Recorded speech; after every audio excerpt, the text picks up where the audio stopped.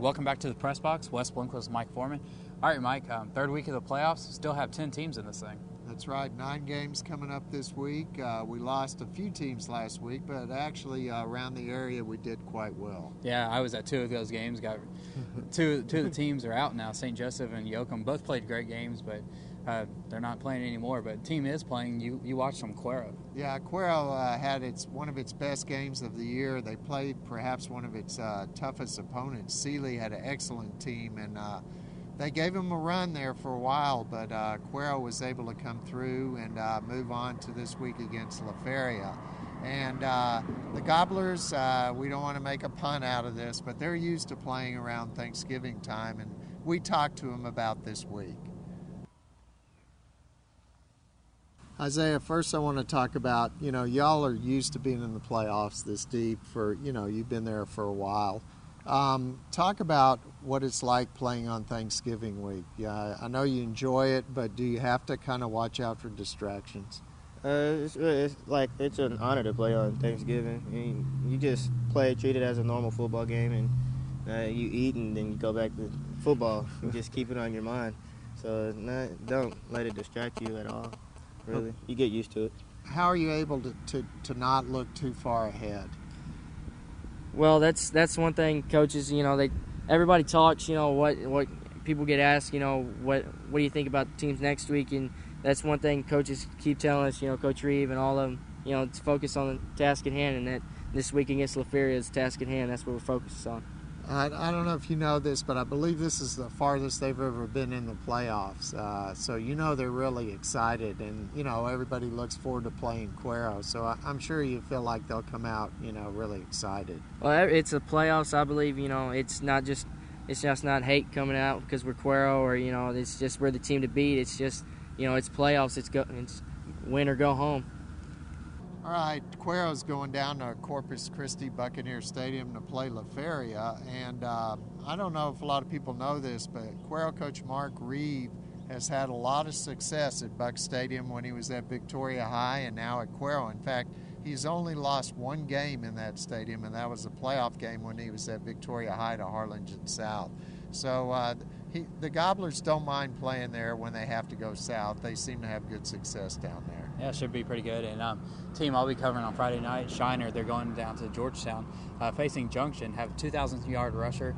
We've talked about it a little bit, maybe the 2,000 yards. Who do you go up against? I mean, maybe not the Shiner defense. Yeah, we really don't know. Shiner was good to see. They had a bounce-back game last week.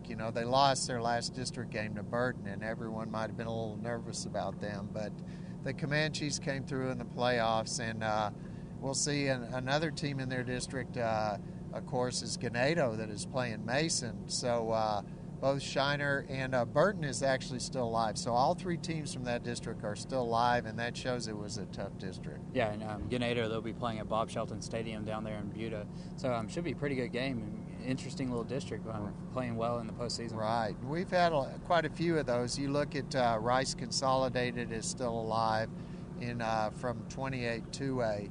And they're going to be playing, and East Bernard is another team from that district that's still playing. They're playing Refugio right here at Memorial Stadium on Saturday night.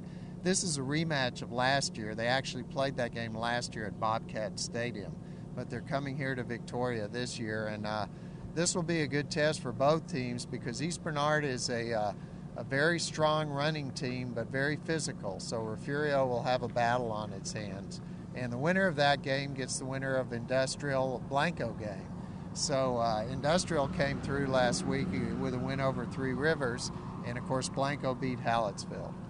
Okay, should be pretty good. I know Refugio, they kind of struggled in their first playoff game, but they bounced back and played pretty well last week. Should be interesting to see what happens here in Victoria. Yeah, Refugio is a history of week to week. You really don't know which Refugio team is going to show up, and for their sake, they better show up the team that was successful because East Bernard will give them, a very good game, and they'll have to play well to win that game. Yeah, a game that may not be that good. Texas playing A&M. Today, Thanksgiving Day, moved it back to Thursday. Hey, that's good for families, get together, go out to the bar and drink a little bit, I guess. I don't know, have a good time, but what are you thinking in that game? Well, I was stunned when I looked it up and saw that Texas was a 35-point favorite over Texas A&M. in my entire life of watching that game, I don't ever remember such a big margin. And, you know, especially A&M is coming off of 2 straight wins over Texas. But obviously, talent-wise, Texas is the better team. But, you know, this is one of those games where nobody really knows what to expect. So even a hardcore gambler like myself, I'm afraid to bet on Texas on that game. Yeah, with 35 points. But we'll have to wait and see how our teams come out this week. And next week, the Division I teams will get in the semifinals, and the Division II teams will be playing in the quarterfinals. All right, should be pretty interesting. For Mike, I'm Wes. That's the Press Box.